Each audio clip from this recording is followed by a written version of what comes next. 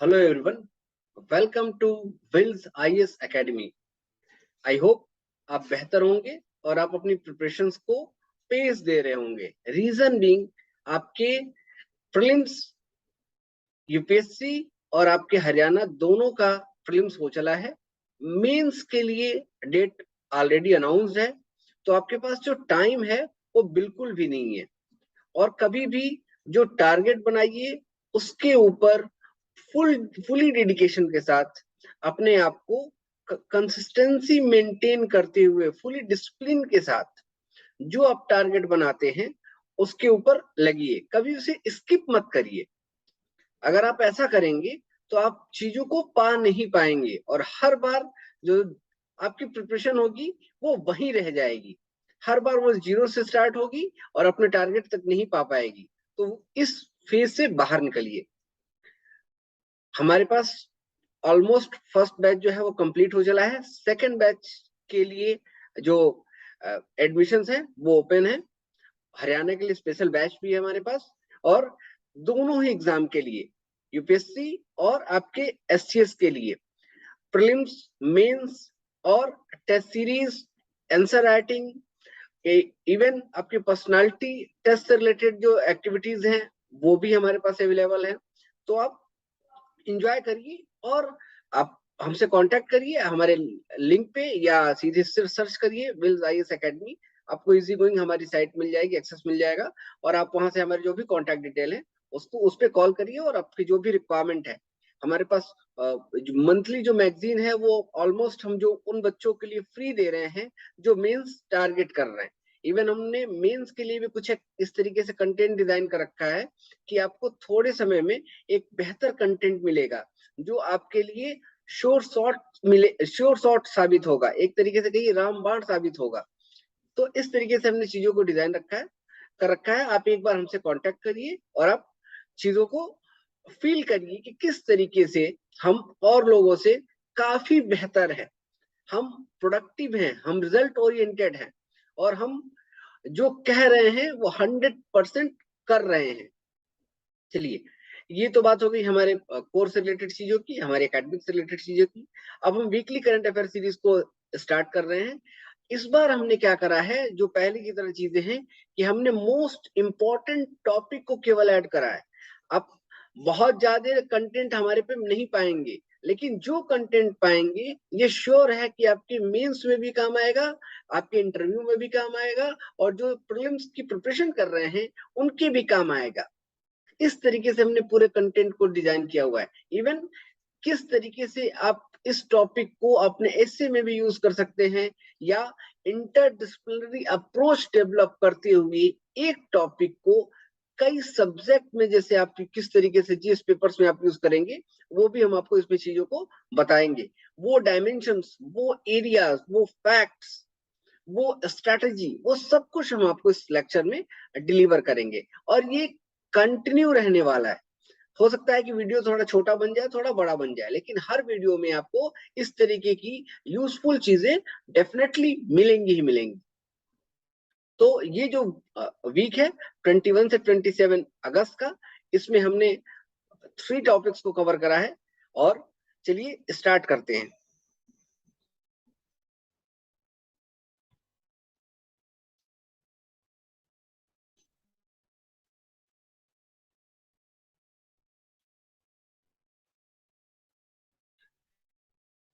Moon lighting, अगर आपको इसे हिंदी में ट्रांसलेट करेंगे तो गूगल ट्रांसलेट इसे, या कोई और नॉर्मल ट्रांसलेटर क्या बताएगा, चांदनी.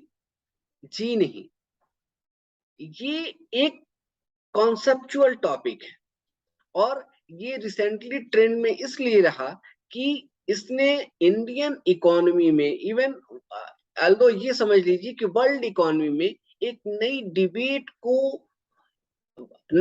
को जन्म दे दिया है. और वो डिबेट इस तरीके की है कि इस पे पूरा फोकस कंट्रीज के, अलग अलग कंट्रीज की गवर्नमेंट्स का रहेगा. इवन जो जो भी आपके बिजनेस बिजनेस हाउसेज हैं उनका भी फोकस इस पे रहने वाला है. तो यूपीएससी को इस तरीके के टॉपिक बेहद ही पसंद आते हैं, और वो डेफिनेटली इन चीजों के ऊपर वर्क करती है और यहाँ से क्वेश्चन आपके बनेंगे। मून लाइटिंग को अगर सिंपल और वर्ड्स में आप समझना चाहें या केवल उसके थॉट को अगर आप अंडरस्टैंड कर पाए, तो मून लाइटिंग का मतलब होता है कि एक वर्कर जो एक पर्टिकुलर ऑर्गेनाइजेशन में ऑलरेडी वर्क कर रहा है, उसके पास ये भी फ्रीडम होनी चाहिए कि जब वो 8 आवर या 10 आवर की जो उसकी जॉब है, वो जब वो कंप्लीट कर लेता है, तो जो रिमेनिंग जो उसके पास टाइम बचता है 24 आवर का, उसका यूज वो किसी दूसरी पर्टिकुलर कंपनी में कर पाए, या ये कह लीजिए कि वो अपने साथ जस्टिस कर पाए, वो अपने स्किल को और ज्यादा यूज कर पाए। अब ये बात जो शुरू होती है वो होती कहां से है? देखिए, एम्प्लॉयर और जो एम्प्लॉय है उसके बीच में कॉन्ट्रैक्ट साइन होता है कि आप पर्टिकुलर आपका पोर्टफोलियो, आपका टास्क रहेगा और एन नंबर ऑफ आवर में आपको वो पर डे के हिसाब से उसको डिलीवर करना होगा। After an number of hour आप फ्री हो जाते हैं आप सेकेंडरी टास्क को करने के लिए। तो ये एक म्यूचुअल कंसर्न होता है एम्प्लॉयर और एम्प्लॉय के बीच में। तो ये तो बात हो गई कि एक जो जॉब मिलती है उसके बैकग्राउंड्स क्या हैं, वो कैसे चलती है। अब इसमें जो डिबेट आई वो ये क्या आई कि जो स्विगी है, स्विगी एक होम डिलीवरी कंपनी है जो कई तरीके की पहले फूड डिलीवरी करती थी, अब कई तरीके की चीजें वो डिलीवर करती है। उसने क्या कहा कि हमारे पास हम ये ऑप्शंस ओपन कर रहे हैं अपने एम्प्लॉइज के लिए कि जब तक वो हमारे यहाँ काम कर रहे हैं वो अपने इफिशियंसी के साथ काम करें, वो फुली ऑनेस्टी के साथ काम करें। इसके बाद जो उनके पास टाइम बच रहा है, हमारी उनके साथ कोई और बाउंडेशंस नहीं रहेगी, वो सेकंड जॉब कर सकते हैं। जैसे ही ये बात स्विगी के सीईओ ने कही, इसके बाद से एक पूरे इंडस्ट्री में तूफान सा आ गया। अब कुछ बात होती है तो उसके निगेटिव निगेटिव में भी बातें लोग रखते हैं, सिक्के का दूसरा पहलू भी जिसे कहा जाता है। हुआ ये कि ऋषभ प्रेम जी जो विप्रो के चेयरमैन हैं, उन्होंने इस बात को काउंटर करा और उन्होंने कहा कि this is a totally cheating, ये पूरी तरीके से चीटिंग है और टेक कंपनी के लिए तो एक तरीके से ये सुसाइड हो जाएगा, तो हम ये चीजें अलाउ नहीं करेंगे। यही डिबेट है कि अब सरकार को इसके ऊपर पॉलिसी मेकिंग करनी चाहिए, नहीं करनी चाहिए। आज की जो इकोनॉमी है वो बेसिकली कहाँ खड़ी है? आज के इंडियन इकोनॉमी के बारे में बात करें तो क्या इस तरह की चीजें इंडियन इकोनॉमी के लिए सुटेबल रहेंगी? अब जब कैपिटलिस्ट इकोनॉमी है, अब कैपिटलिस्ट इकोनॉमी की तरफ हम पूरी तरीके से बढ़ रहे हैं, तो यहाँ क्या जो गवर्नमेंट का रोल होता है वो एज ए अंपायर की तरह होता है। वो केवल चीजों को ये देखता है कि कुछ गलत ना हो, वो वर्क में किसी भी कंपनी के वर्क के अंदर वो इंटरवेंट नहीं करती। इस वजह से ये टॉपिक हॉट टॉपिक है और ये आपके लिए हर फॉर्मेट में काम आने ही वाला है। अब हमने एक कंटेस्ट ये देखा कि एम्प्लॉयर और एम्प्लॉय के बीच का रिलेशंस, ये डिमांड क्या है। अब ये बात आती है कि डिमांड आई क्यों? बुद्ध ने कहा है कि दुख है, तो दुख का निवारण है। अगर कोई बात है तो उसके पीछे कोई कारण होगा और यही हमको जानना है। जब हम कारण जान जाते हैं तो हम आसानी से उस क्वेरी को टैकल कर लेते हैं। अब इसका जो ये रीजन क्या है? देखिए, पोस्ट जो पैंडेमिक एरा शुरू हुआ, जब से कोरोना का फर्स्ट वेव निकली, सेकेंड वेव निकली, थर्ड वेव आई, वो बहुत ज्यादा इम्पैक्ट नहीं डाल पाए इंडिया में। इसके बाद से क्या हुआ कि इकोनॉमी रिवाइवल मोड में है और इकोनॉमी में ने एक बहुत बड़ा ब्लैक स्पॉट झेला हुआ है। एक बहुत बैक साइड से इकोनॉमी फिर से रिवाइव हो रही है। लेकिन इसमें क्या हुआ कि गिग इकोनॉमी का कॉन्सेप्ट बहुत तेजी से इवॉल्व होता चला गया। अब गिग इकोनॉमी क्या है? गिग इकोनॉमी को समझना हो तो सिंपल टर्म में समझ लीजिए कि गिग इकोनॉमी का मतलब होता है कि जो एम्प्लॉयर है और जो एम्प्लॉय है, इसके बीच में केवल work related, I again repeat, केवल वर्क रिलेटेड कॉन्ट्रैक्ट साइन होता है, जिसमें ये कहा जाता है कि हम पर्टिकुलर वर्क के लिए आपको असाइन कर रहे हैं। नंबर ऑफ आवर्स इसमें डिसाइड नहीं होते, जो भी एक्स्ट्रा मेडिकल इंश्योरेंस फैसिलिटीज होती हैं वो इसमें इंक्लूड नहीं होती। लेकिन ये जो गिग इकोनॉमी है, ये व्हाइट कॉलर जॉब के लिए बहुत बेहतर मानी जाती है। रीजन क्या है? स्किलफुल वर्कर पूरे वर्ल्ड में कम है, तो वो फ्रीलांसिंग वर्क करना पसंद करते हैं। और चूंकि जब वो फ्रीलांसिंग वर्क करेंगे तो कोई भी उनको परमानेंट जॉब में नहीं रखेगा। जो कोई परमानेंट जॉब में नहीं आता तो उसको तमाम तरीके की जो फैसिलिटीज हैं वो नहीं मिलती, और जब वो फैसिलिटीज नहीं मिलती तो वो जो एम्प्लॉय है वो सेल्फ से उस फैसिलिटी को क्रिएट कर लेता है या अचीव कर लेता है। लेकिन इसके लिए क्या करता है कि वो कंपैरेटिवली जो परमानेंट एम्प्लॉय है उनसे ज्यादा वो चार्ज करता है। तो गिग इकोनॉमी कॉन्सेप्ट अभी इवॉल्व क्यों हुआ? गिग इकोनॉमी कॉन्सेप्ट इंडिया के लिए किस तरीके से फ्रूटफुल है, या इंडिया के कंटेक्स्ट में? तो देखिए, यूरोप और यूएसए, यहाँ क्या है कि यहाँ वर्क रिलेटेड जो एथिक्स है वो इस तरीके से है कि ये चाहते हैं कि काम हो जाए, स्किलफुल लोग इसको काम को करें, और कंपैरेटिवली अगर इसमें से जो एडवांटेज हमको मिल पा रहा है, मींस अगर उस पर कम खर्चा करके हम ज्यादा बेहतर बेनिफिट ले पा रहे हैं तो उसको किया जाए। इन चीजों को लेके इंडियन वर्कर जो है वो काफी सुटेबल होते हैं। रीजन बिंग जो करेंसी का रिलेशन है वो तो है ही। दूसरा, अगर आपको इंफ्रा पे भी खर्चा करना होगा तो वो आपको खर्च करने की जरूरत नहीं है, क्योंकि आपको चूंकि रिमोट एरियाज में भी आप वर्क कर ही रहे हैं, आप यूएसए बैठे हुए हैं और जो वर्कर है वो इंडिया बैठा हुआ है।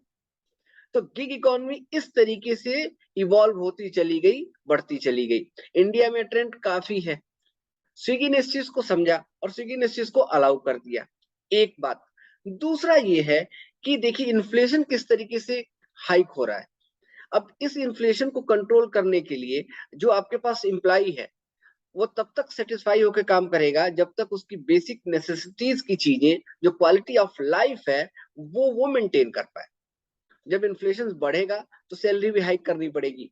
अभी परेशानी क्या आ रही है कि जितनी टेक कंपनियां हैं, इन्होंने अपने जो फाइनेंशियल जो क्वार्टरली इन्होंने इस फाइनेंशियल फर्स्ट क्वार्टर इन्होंने निकाला है, तो इन्होंने जो हाइक देना चाहिए था, जो अप्रेजल होना चाहिए था, वो हुआ नहीं। तो आप ये सोचिए कि आप जिस भी पैकेज पे हैं, आपकी ये तो महत्वाकांक्षा रहेगी ही रहेगी कि आप चीजों को आगे बढ़ाएं। उस कंडीशंस में स्विगी ने एक बेहतर मूव लिया और स्विगी ने कह दिया कि हम तो जितना दे सकते हैं दे ही रहे जी। आप एक काम करिए, आपके पास स्किल है तो आपके पास जो स्पेयर टाइम है आप उसका यूज कर लीजिए। इससे लोग भी नहीं टूटेंगे स्विगी से, लोग भी जुड़े रहेंगे और काम भी चलता रहेगा। लेकिन सवाल यह है कि विप्रो इस बात का क्यों विरोध कर रही है? विप्रो क्यों अपोज इसके खिलाफ मोर्चा खोल रही है? या और भी जो टेक कंपनियां हैं वो क्यों इसे बुरा भला कह रही है? यही पूरा डिबेट है। इसको हम एथिकल डायमेंशन से देखेंगे, लीगल डायमेंशन से देखेंगे, टैक्स के अकॉर्डिंग देखेंगे, इंडियन के कंटेक्स्ट में देखेंगे। काफी चीजें मैंने आपको यही बता दी कि किस तरीके से चीजें हैं। जो और भी जो छोटी छोटी चीजें हैं वो हम आपको यहाँ देखेंगे। ये डिबेट मैंने आपको पहले बता दी कि किस तरीके से इसके ऊपर बात की गई है। इथिकल डेलेमा क्या कॉन्सेप्ट है ये? अब इथिकल डेलेमा क्या होता है कि कोई चीज या कोई डिसीजन जो आप ले रहे हैं वो इथिकली करेक्ट है या नहीं है, इथिकली राइट है और रॉन्ग। ये कॉन्सेप्ट आता है डेलेमा का। और हर आदमी अपनी लाइफ में, अपने पर डे की लाइफ में कईयों बार इस डेलेमा से गुजरता है।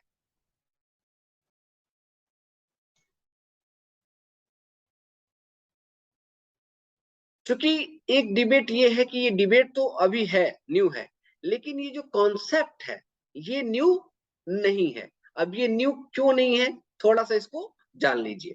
देखिए, अगर आप बोर्ड मेंबर का नाम सुने होंगे, बोर्ड मेंबर्स, ये क्या होते हैं? ये किसी भी कंपनी का सबसे ऊपर के एम्प्लाई होते हैं, जो पूरी कंपनी के ऊपर जो डिसीजंस होंगे वो ये लेते हैं। इसमें ऐसे लोग भी रखे जाते हैं जो कंसल्टेंट का काम करते हैं और जो फ्रीलांसिंग वर्क करते हैं, फ्रीलांसिंग वर्क करते हैं, ठीक है, कंसल्टेंट का काम भी करते हैं, ये भी काम करते हैं। अब बात ये है कि ये कॉन्सेप्ट तो पुराना है, सबको पता है कि जब से कंपनी का फॉर्मेशन हुआ तब से ये चीजें चल रही हैं। आजकल के टाइम में तो और ही ज्यादा हैं, अलग अलग लोगों को बोर्ड मेंबर में लाया जाता है, ठीक है, अलग अलगों से कंसल्ट किया जाता है, उनकी कंसल्टेंसी के लिए जो पेमेंट होता है वो प्रोवाइड किया जाता है। तो सवाल ये उठ रहा है कि ये कॉन्सेप्ट तो इसका मतलब पुराना है ही, अभी इसको क्या किया गया कि इसको डाउन लाइन में इसको स्प्रेड करने की बात की गई। अपर लेयर में तो ये ऑलरेडी है ही, तो एक तरीके से ये डिस्क्रिमिनेशन तो दिख ही रहा है। अगर स्विगी ये बात कह रही है तो ये बिल्कुल ठीक बात है, और कहीं ना कहीं किसी डेमोक्रेटिक कंट्री, किसी डेमोक्रेटिक कंट्री या किसी डेमोक्रेटिक सोसाइटी के लिए ये अपने आप में एक डिबेट का टॉपिक है कि अगर कोई कोई बड़ा है, कोई ज्यादा ताकतवर है, तो उसको आप कई तरीके की प्रिविलेज दे रहे हैं, लेकिन जो कॉमन पीपल है उनके लिए आप चीजों को क्यों नहीं ओपन कर रहे हैं, उनके लिए ये ड्यूल कैरेक्टर क्यों? यही बात इस स्लाइड में कही गई थी। अब देखिए इंडिया में ये लीगल है या नहीं है, टेक्निकली देखें तो ये टैक्स के टर्म में देखें तो जो यूएस और यूके का जो टैक्स इशू है वहां तो ये इशू नहीं करता, ठीक है, वहां इशू नहीं है, क्योंकि जो यूएस का जो टैक्स सिस्टम है वो सेल्फ असेसमेंट और वॉलंटरी रिपोर्टिंग के ऊपर काम करता है। इंडिया का जो टैक्स सिस्टम है उसमें भी इसमें परेशानी नहीं है, लेकिन इसमें कंसर्न क्या है, एम्प्लॉयर और एम्प्लॉय के बीच में,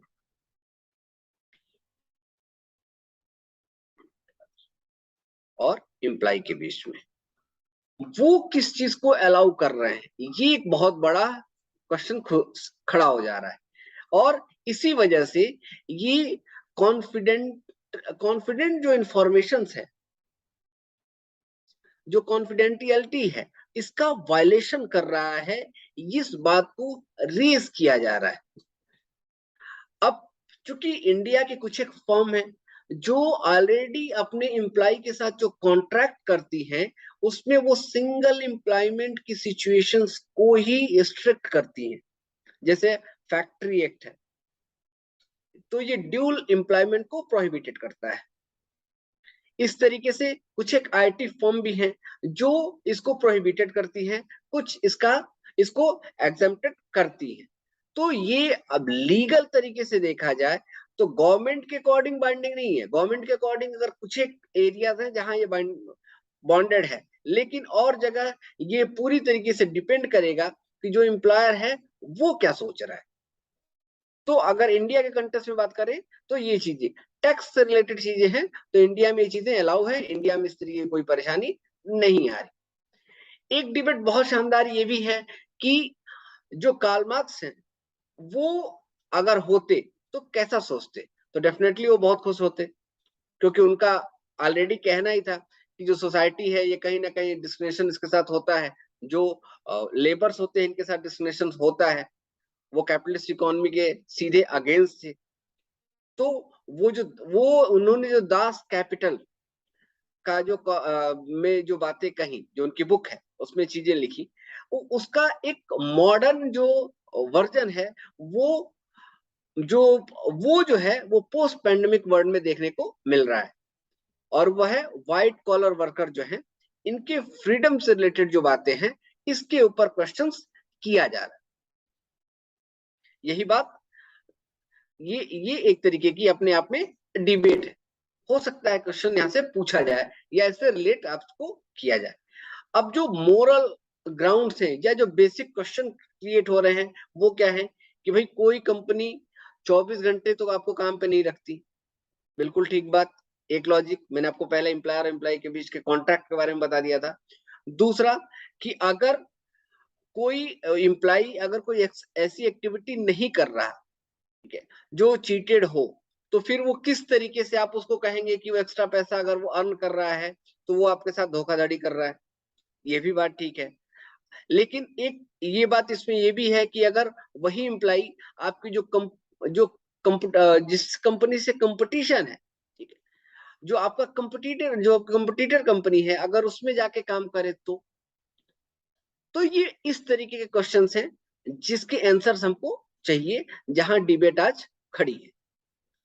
एक बात ये भी कही जा रही है कि इन्फ्लेशन आ गया, ठीक है, लाइफ स्टाइल लोगों की चेंज हो रही है, work from home, work life balance, ठीक है, और तमाम लोगों की जो जॉब गई, इसमें एम्प्लॉयर ने क्या करा, ये भी एक तरीके का डिबेट है।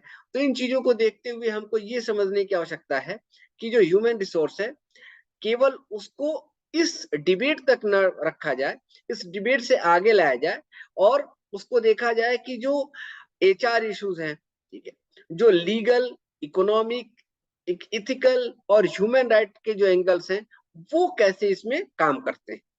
क्योंकि अल्टीमेटली क्या करना है, किसी भी इकोनॉमी को मूव करके कहां तक लेके जाना है, यही है ना कि आपकी कंट्री के सारे लोगों के पास एम्प्लॉयमेंट होना चाहिए और सारे लोगों की जो जिंदगी है, वो क्वालिटी ऑफ लाइफ है, वो जो एसडीजी का स्टैंडर्ड है या एक बेहतर, ये एक जो स्टैंडर्ड, इंटरनेशनल स्टैंडर्ड बनाया गया, उसके अकॉर्डिंग होना चाहिए।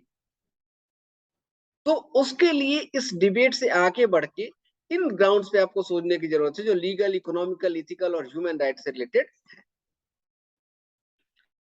अब हम बात कर लेते हैं कि ये जो डिबेट है, इसके दो पार्ट्स की।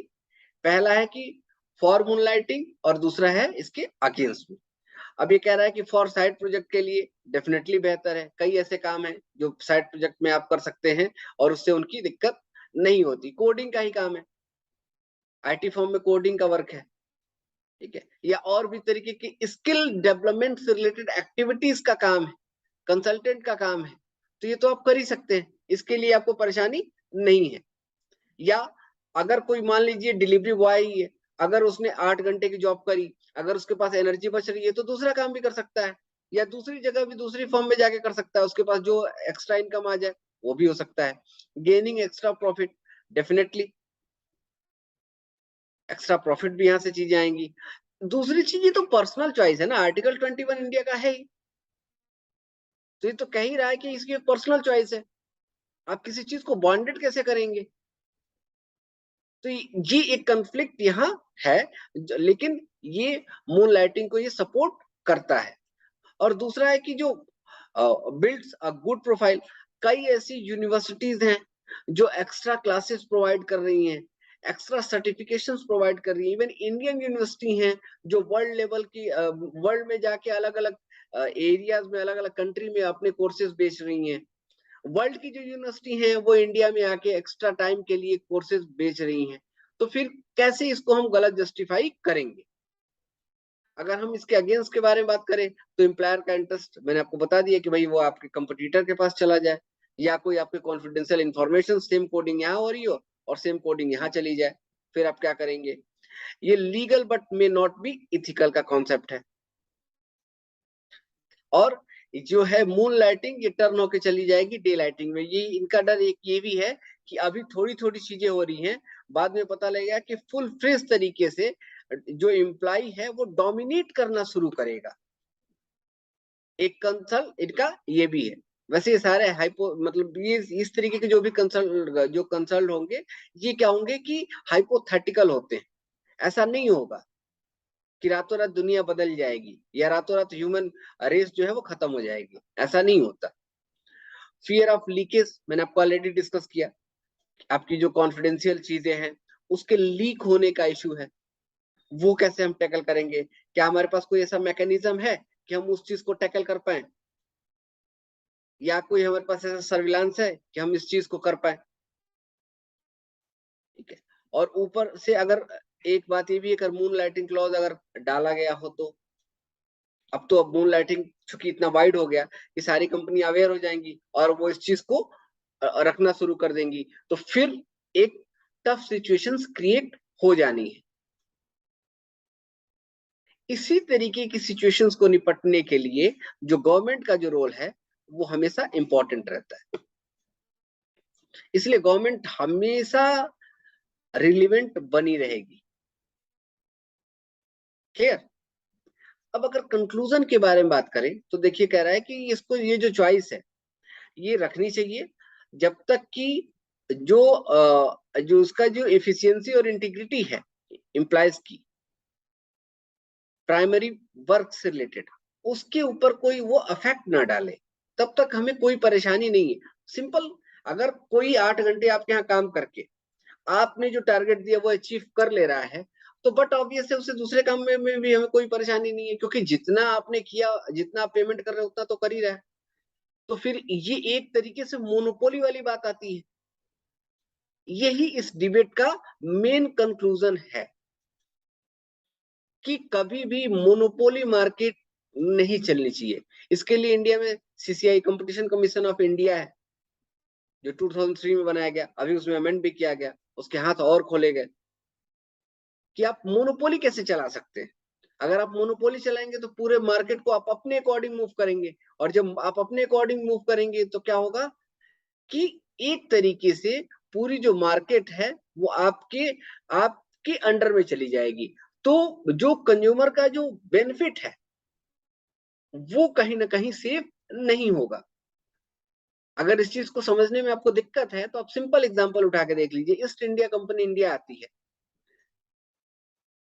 और जब से उसको ये मिल जाता है कि केवल ईस्ट इंडिया कंपनी ही इंडिया में बिजनेस करेगी, ट्रेड करेगी, तो देखिए किस तरीके से वो अपने प्रॉफिट के लिए पूरे इंडिया के सिस्टम्स को अपने अकॉर्डिंग चेंज कर देती है, और वो केवल प्रॉफिट लेती है। इवन वो जो प्रॉफिट है वो इंग्लैंड भी नहीं जाता है, वो केवल कंपनीज के एम्प्लॉय के पास जाता है, और इंडियन का जो एक्सप्लोटेशन हो रहा है वो तो हो ही रहा होता है, बुरी तरीके से होता है। तो ये है एक मोनोपोली का एग्जाम्पल जो मैंने आपको यहाँ बता दिया। मुझे लगा कि मे बी ये आपके लिए यूजफुल हो सकता है। इससे रिलेटेड एक और की टर्म है, क्वाइटिंग। इसका मतलब ये है कि अगर एक एम्प्लॉय है, वो एडिशनल वर्क जो आपके जॉब डिस्क्रिप्शन में है उसको, उसकी वो जो चॉइस है उसको नहीं कर रहा, या ऐसा भी है कि जो उसका शेड्यूल है उतने तक ही काम कर रहा है, उसके बाद नहीं कर रहा। इवन ऐसा भी है कि आप उसके वर्किंग आवर के बाद आप उसे कॉल भी कर रहे हैं, ऑफिस से कोई कॉल भी जा रही है, वो भी उसे रिसीव नहीं कर रहा। तो बेसिकली वो वर्क और प्रोफेशनल लाइफ को बैलेंस कर रहा। ठीक है, इससे रिलेटेड टर्म में मे बी यूपीएससी घूम जाए, ऐसा होता है कई बार, तो ये चीजें आपसे पूछी जा सकती है। देखिए 2021 में गिग इकोनॉमी से रिलेटेड क्वेश्चन आया था।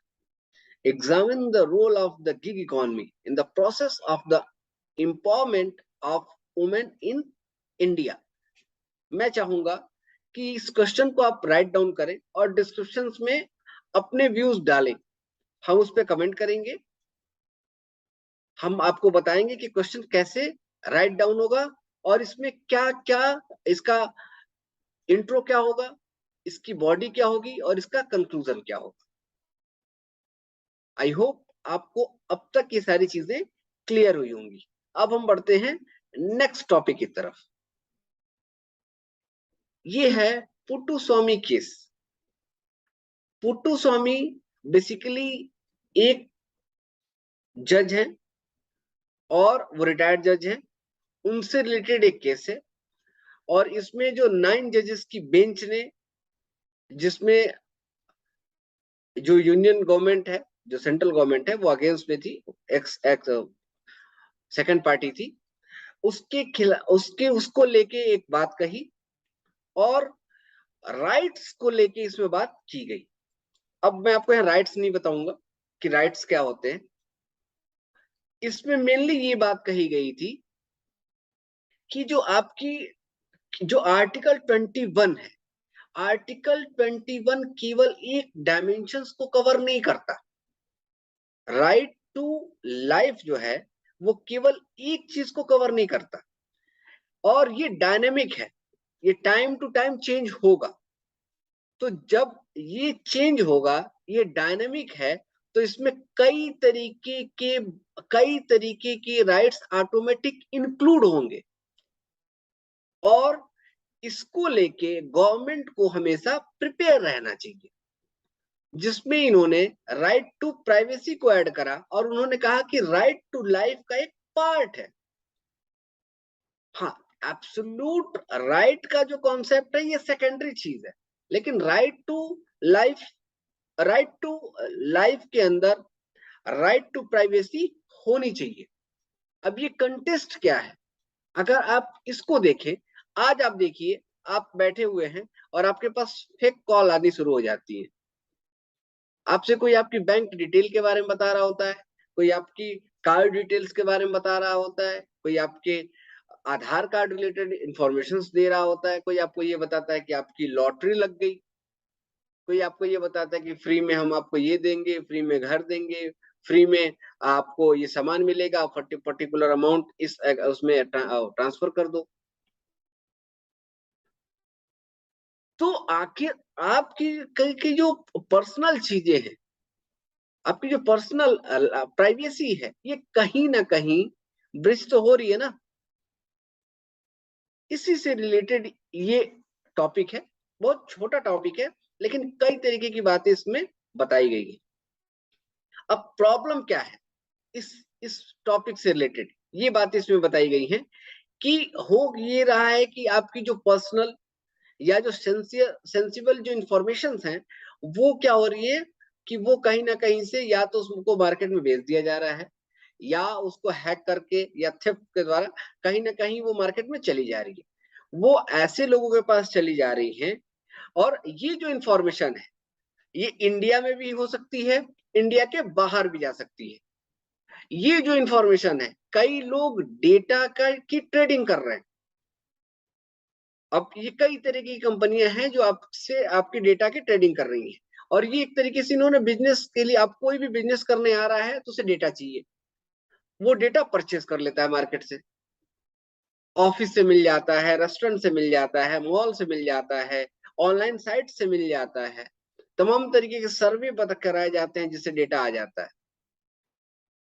इन चीजों के ऊपर सोचने की आवश्यकता है, लगाम लगाने की आवश्यकता है। यही वो थ्रेड है, यही वो ब्रीचेज है, यही वो कमियां हैं जहां से हमको जो डेटा है वो लीक हो रहा है या किसी ऐसे हाथ में पहुंच रहा है। अब देखिए, डेटा यूज बाय बिजनेसेस के बारे में देखें तो अब ये देखिए कि जो सैडी टेली मार्केटिंग कंपनीज हैं, साइबर क्रिमिनल्स हैं, ठीक है, कई लॉफुल एडवर्टीजमेंट एजेंसीज हैं जो इन चीजों के ऊपर, इन चीजों का मिसयूज कर रही है।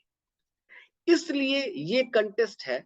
सरकार को पुट्टुस्वामी केस में जो सुप्रीम कोर्ट ने गाइडलाइन दी, उसके ऊपर काम करने की जरूरत है।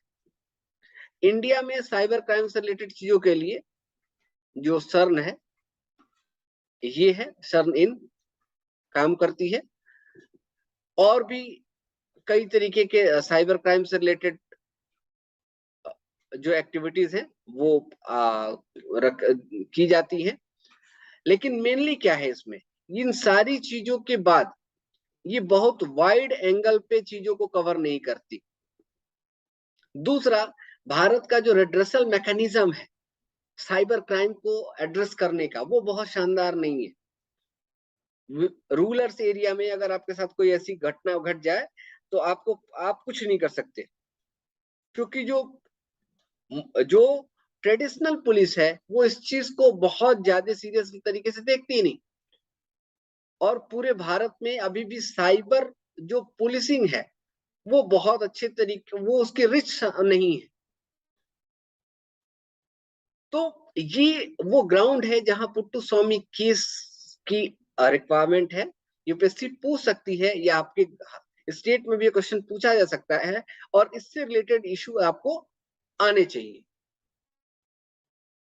तो पर्टिकुलर ये जो टॉपिक था, इसमें चीजें इतनी ही रहेंगी। ये हमारा आपका फोन नंबर है, ये फोन नंबर आपके पास, और ये हमारी वेबसाइट डिटेल, ये हमारी वेबसाइट, इस पे आप आइए। आपको पीडीएफ भी हमारे टेलीग्राम चैनल में मिलेगी, उसका लिंक भी आपको नीचे मिलेगा। और मिलते हैं नेक्स्ट लेक्चर में।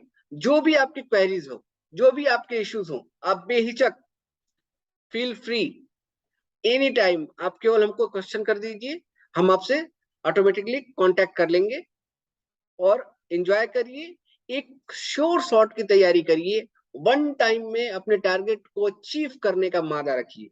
ये आपके लिए बेहद जरूरी है। इसके लिए सही और प्रॉपर स्ट्रेटेजी आपके पास होनी चाहिए, प्रॉपर कंटेंट होना चाहिए, प्रॉपर टीचिंग मेथोडोलॉजी होनी चाहिए, और आपके घर में ये चीजें मिले तो आपके लिए ये बेहद शानदार ऑफर है हर तरीके से। Thank you so much, God bless you all.